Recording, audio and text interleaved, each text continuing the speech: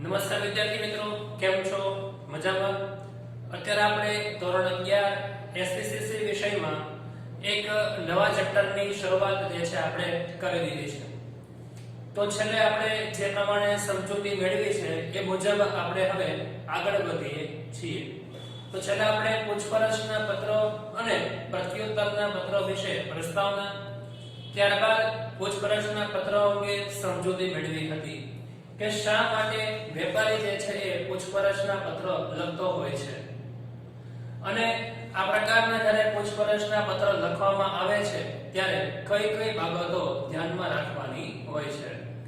તો આપણે અત્યારે એ જ પ્રશ્ન સમજવાનો છે કે પૂછપરછના પત્ર લખવા માટે ધ્યાનમાં રાખવા લાયક બાબતો, કે જ્યારે પૂછપરછનો પત્ર લખીએ છીએ ત્યારે કઈ કઈ બાબતો ધ્યાનમાં રાખવાની હોય છે એ સૌપ્રથમ આપણે શરૂ કરીએ છીએ.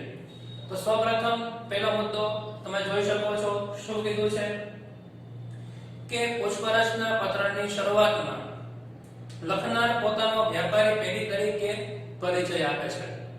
એટલે કે જ્યારે પૂછપરછના પત્રની શરૂઆત થાય છે એ સમય દરમિયાન જ્યારે લખનાર છે એ પોતે વેપારી પેઢી તરીકેનો પરિચય આપે છે. જેમ કે કોઈ પેઢી છે, એ નામની પેઢી છે, તો એને પત્ર જે છે લખે છે, એ પોતાનો પરિચય આપશે. પરિચય કેવી રીતે આપશે કે ભાઈ અમે રાધે ઇન્ડસ્ટ્રીઝ નામની અમારી કંપની છે, બરાબર, એ કયા સરનામા ઉપર કયા એડ્રેસ ઉપર આવેલી છે, કયા કયા પ્રકારના વસ્તુનું વેચાણ કરી રહી છે, એના વિશેનો જે ટૂંકમાં જે વ્યવસાય કરે છે એ વ્યવસાયની માહિતી આપવાનું કામ પહેલા મુદ્દામાં કરવાનું રહેશે. તો સૌપ્રથમ પહેલું કામ વેપારી પેઢી તરીકેનો આપણે પરિચય આપવાનો છે. તો આપણે શરૂઆતમાં પત્રમાં એવું સમજી ગયા છીએ કે પહેલા પેરેગ્રાફમાં કે જે કોઈ પણ લખનાર છે એ લખનાર પોતે પોતાનો પરિચય આપતો હોય છે.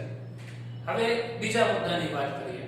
તો બીજા મુદ્દામાં શું કહે છે કે પૂછપરછના પત્રનું અનુસંધાન એટલે કે જાહેરાતના અનુસંધાનમાં વેપારી ડિરેક્ટરની વિગતને આધારે કે કોઈ ભલામણના આધારે લખાયો છે તે દર્શાવવામાં આવે છે.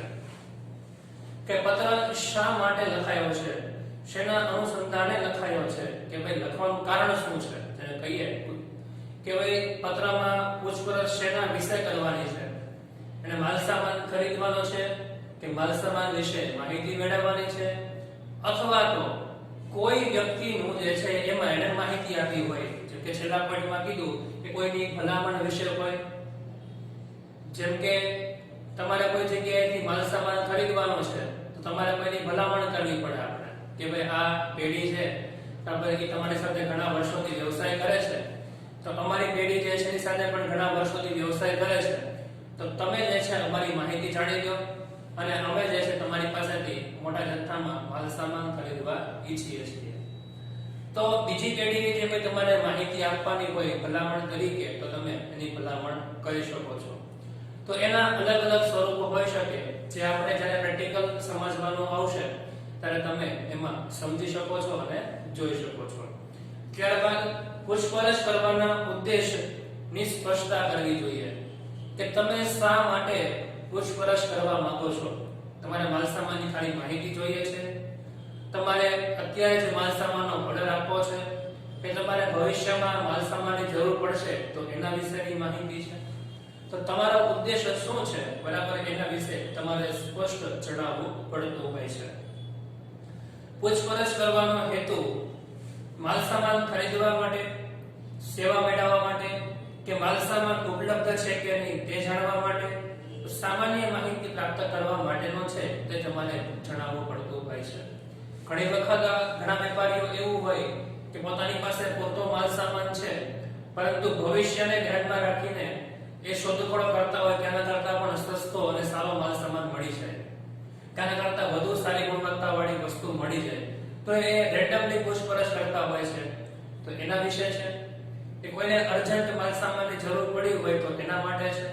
તો ટૂંકમાં તમારો ઉદ્દેશ શું છે એના વિશે તમારે ના પછીના પોઈન્ટમાં તમારે જણાવવું પડતું હોય છે અને એના આધારે તમારે પત્ર વ્યવહાર કરવાનો છે. તો આ વિદ્યાર્થી મિત્રો પોઈન્ટ ખાલી સમજવાના શેના માટે છે કે આ પોઈન્ટ તમારે પત્રમાં પ્રેક્ટિકલી લખવાના થશે. એ પોઈન્ટને આધારે તમારે મુદ્દો લખવાનો થશે. એટલા માટે આપણને ધ્યાનમાં રહે કે ભાઈ આ પત્રમાં શું લખવાનું છે, કેવી રીતે લખવાનું છે અને કેવી રીતે આગળ વધવાનું છે. ત્યારબાદ પૂછપરછની વસ્તુમાં જે વસ્તુ મંગાવવાની હોય એ વસ્તુનું વિગતવાર અને સ્પષ્ટ વર્ણન કરવું જોઈએ. જેમ કે તમે કોઈ વેપારી પાસેથી કિરાણું આપણે મંગાવીએ છીએ તો ભાઈ કઈ વસ્તુ કેટલી, ખાંડ હોય, લોટ હોય, અનાજ હોય, કઠોળ હોય, તો એ વસ્તુ કેટલી તમારે જોઈએ છે.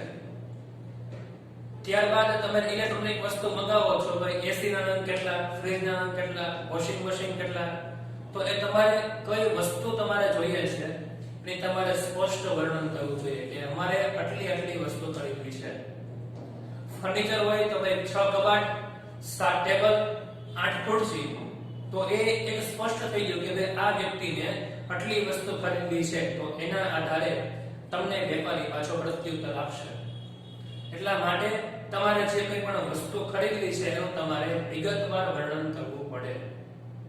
ઘણી વખત ઇલેક્ટ્રોનિક વસ્તુ હોય તો તમારે એમાં કંપની પણ આવે કે ભાઈ આ કંપનીની આટલા ટનની એસી જોઈએ છે, ભાઈ આ કંપનીનું આટલા કિલોનું અમારે વોશિંગ મશીન જોઈએ છે, એની પણ ડિટેલ્સ હોય, આપણને ખબર હોવી જોઈએ. તો એ આપણે જ્યારે પત્ર આવશે ત્યારે તમને સમજાવીશ કે આ એક પ્રકારની માહિતીમાં શું લખવાનું હોય છે. અત્યારે તમે સ્પષ્ટ રાખો કે જ્યારે માહિતી મંગાવવાની હોય ત્યારે સ્પષ્ટ વર્ણન હોવું જોઈએ. તેમાં પ્રાપ્ત થઈ શકે તેવી વિવિધતાઓનો ખ્યાલ મેળવવા પૂછપરછ કરવો જોઈએ. એટલે કે તમારે જેવા પ્રકારની વિવિધતાવાળી વસ્તુ જોઈએ છે એના માટે તમારે પૂછપરછ કરવાની હોય છે. અને જો એ લોકો પાસે એ વસ્તુ હોય તો તમને પ્રત્યુત્તરમાં જણાવશે અને પછી તમે એનો ઓર્ડર પણ આપી શકો છો. પણ એના માટે એક ખાસ પૂછપરછ કરવી પડે કે તમારે જેવો માલ સામાન જોઈએ છે એવો એની પાસે છે કે નહીં. તમે જો સ્પષ્ટ રીતે કહેશો તો તમને સ્પષ્ટ એનો જવાબ મળશે. એટલા માટે ત્યારબાદ છે પાછું કે ભાવપત્રક એટલે કે પ્રાઇસ લિસ્ટ, સૂચિપત્રક એટલે કે કેટલોગ, ભાવતાલ અને અન્ય શરતોનું પાલન કરતા પત્રક એટલે કે કોટેશન મોકલવા માટેની વિગત દર્શાવવી જોઈએ. જો અત્યારે વર્તમાનમાં કેવી સિસ્ટમ ચાલે છે કે ભાઈ તમે કોઈ જગ્યાએ વસ્તુ ખરીદવાની હોય તો તમને કેટલોગ આપી દે. કેટલોગ એટલે શું થાય? સૂચિપત્રક કે ભાઈ એની પાસે જેટલી વસ્તુ વેચતો હોય એની યાદી હોય.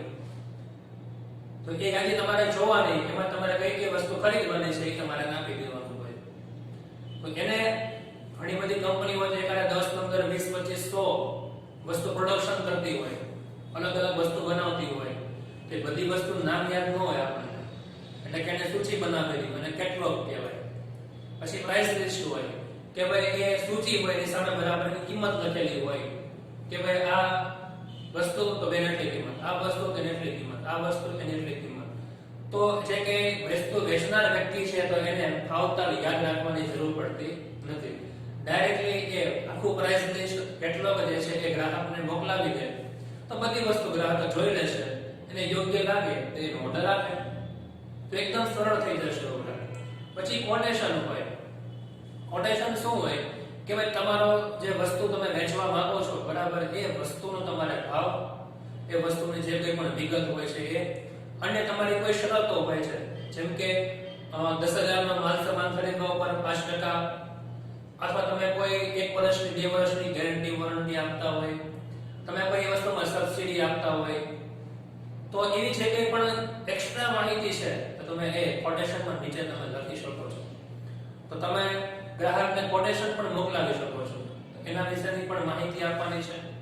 કેટલાક સંજોગોમાં નમૂના રૂપ સમાન અથવા વસ્તુના સંચાલન પ્રત્યે નિદર્શન વિશેની માહિતી પણ આપણે વિનંતી કરવામાં આવે છે. તો આપણે ગ્રાહક તરીકે આવો પત્ર લખીએ છીએ ત્યારે આપણે કહી શકીએ કે અમારે વસ્તુને એક નમૂના રૂપ મોકલાવશો. આપણે કહી શકીએ કે તમે જે વસ્તુ બનાવો છો એક નમૂનો અમને મોકલાવો, જેથી કરીને અમે યુઝ કરીએ, પછી અમને ધ્યાનમાં આવે વસ્તુ ખરીદવી કે ન ખરીદવી. ઘણી વખત જે છે એ વસ્તુ નિદર્શન કરે એટલે કે પ્રેક્ટિકલ કરી બતાવે. એક લગભગ કંપની છે એમવે, અને એકવાર હું પ્રોગ્રામમાં ગયો ત્યારે એ લોકોએ પોતાની જે વોશિંગની પાવડર લિક્વિડ આવે છે વોશિંગ મશીનમાં નાખવા માટે લિક્વિડ કપડા વોશ માટેનું, તેને કીધું કે ભાઈ આ જનરલ વોશિંગ લિક્વિડ આવતું હોય એ અને પોતાનું હતું, એમાં જે હળદર આવે નાખીને દેખાડ્યું હતું એકદમ પ્યોર બરાબર હળદર જેવી હોય એવી જ હતી પીળા કલરની, જે કોમન ચાલુ આવે છે આપણે બધા જે લિક્વિડ આવે છે કપડા ધોવાના એમાં નીકળતો હળદર એકદમ લાલ થઈ ગઈ. તો એક પ્રેક્ટિકલ છે નિદર્શન છે કે જેને કારણે ગ્રાહક આકર્ષિત થશે, ખરેખર આપણને પણ ખબર પડશે કે હકીકતમાં એ વસ્તુ સારી છે ખરાબ છે. તો આપણે આપણે પૂછપરછનો પત્ર લખીએ છીએ એ સમય દરમિયાન આપણે એવું કહી શકીએ કે અમને ભાવપત્રક, સૂચિપત્રક, કોટેશન, નમૂનો અથવા નિદર્શન કોઈ પણ માંથી એક વસ્તુ આપણે એને કહેવાની હોય અથવા બે તમે કહી શકો છો, પણ આપણે બધું કહેવાનું નહીં કે બધી વસ્તુ અમને મોકલો, બધાનો મતલબ એક જ છે. એટલા માટે આપણે વ્યવસ્થિત લાગે એટલા માટે તમારે એક વસ્તુ ખાલી તમારે કહેવાની રહેતી હોય છે.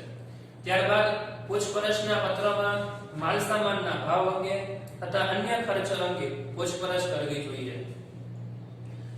ત્યારબાદ માલ સામાનના ભાવ એટલે કે વેચાણ કરતા કયા ભાવે માલ સામાન પૂરો પાડવા માંગે છે, અન્ય ખર્ચો ક્યાં લાગશે જેમ કે વાહન ખર્ચ હોય, પેકિંગ ખર્ચ હોય, વેચાણ વેરાનો ખર્ચ હોય કે અન્ય વેરા કોણ ભોગવશે તેની પૂછપરછ કરવી જોઈએ. આપણે એની પાસે પૂછવાનું છે કે આપણે એના આધારે ખબર પડે કે માલ સામાન ખરીદવો કે નહીં.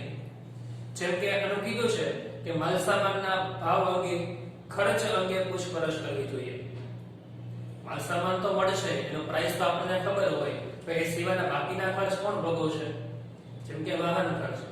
કારણ કે આપણે વસ્તુનો ઓર્ડર આપ્યો તો એ લોકો ટ્રાન્સપોર્ટ દ્વારા આપણા સુધી માલ સામાન પહોંચાડશે, પણ ડિલિવરી ચાર્જ કોણ ભોગવશે, ગ્રાહક કે વેપારી?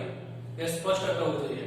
કોઈ સ્પષ્ટ તમે ન કર્યું હોય, અહીંયા આપણને એમ કે લાવો ડિલિવરી ચાર્જ, વાહન ખર્ચ લાવો, તો આપણે દેવો કે ઈ દેશે કન્ફ્યુઝ થઈ જશે, તો ત્યાં આજે સંબંધો જે છે એ બગડશે.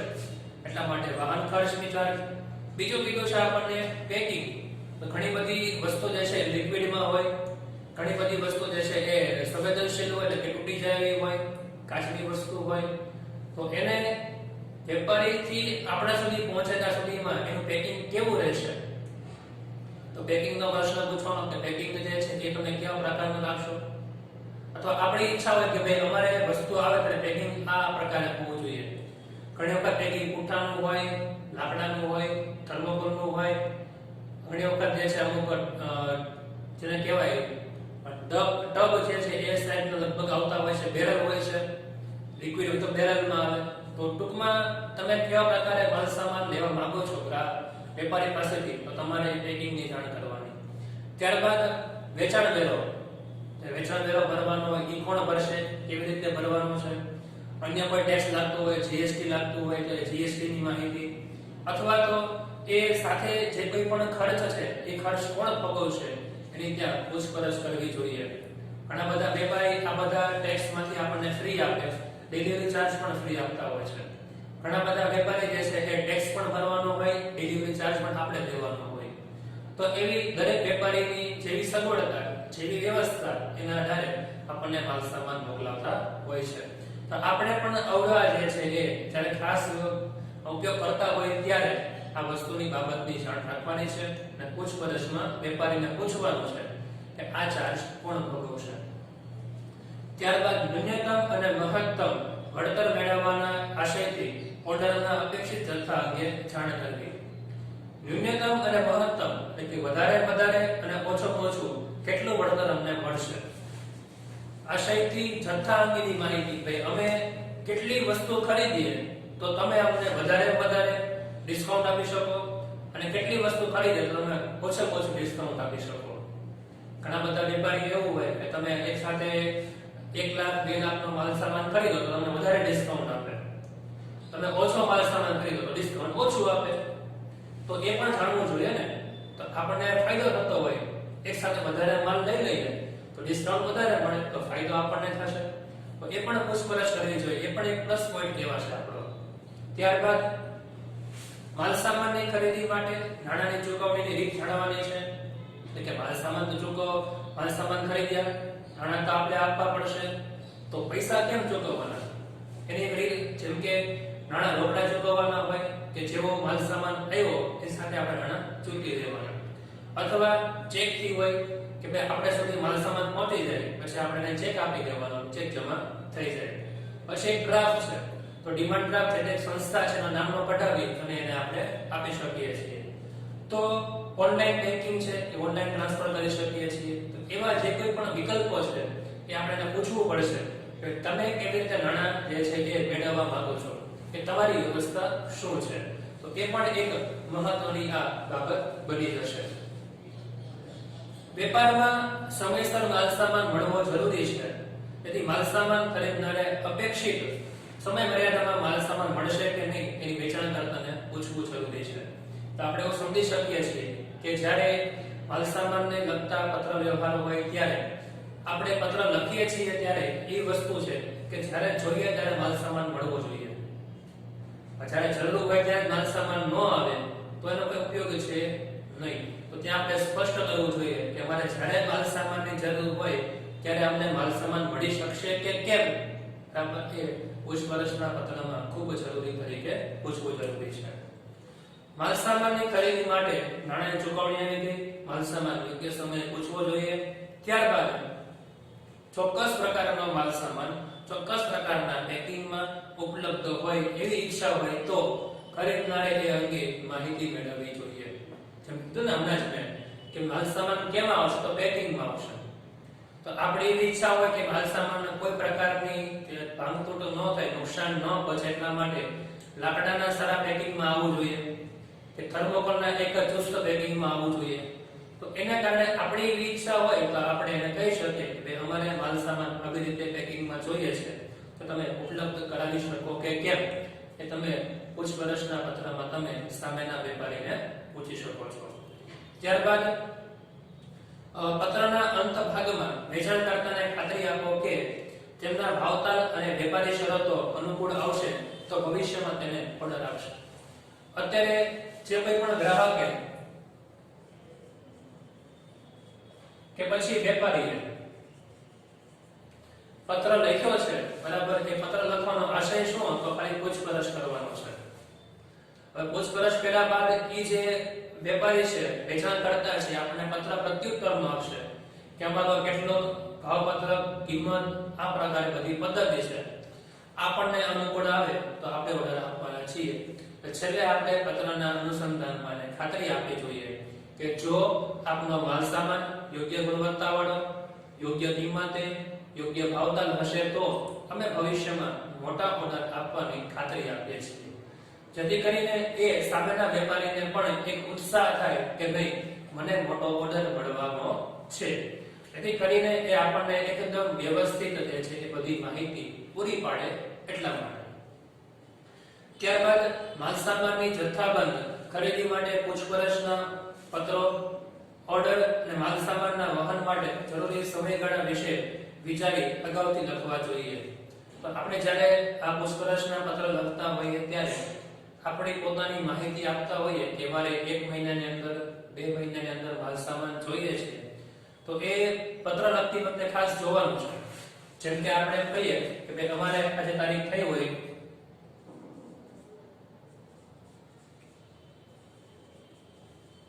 ધારો કે આજની તારીખ 20/12/2020 છે, આપણે એમ કે ગમે 2 દિવસ પછી માલ સામાન જોઈએ છે તો યોગ્ય ન કહેવાય. તો જ્યારે તમે માલ સામાનની પૂછપરછ માટેનો પત્ર લખતા હોય, તમે માહિતી આપતા હોય ત્યારે તે તારીખ જે છે એ ખાસ જોવાની છે. તમે તારીખ જે છે એ કેવી રીતે લખો છો. તો આમ જરૂરી જે સમયગાળો તમે આપો છો એ સમયગાળો ખાસ જે છે એ વિચારીને લખવો જોઈએ.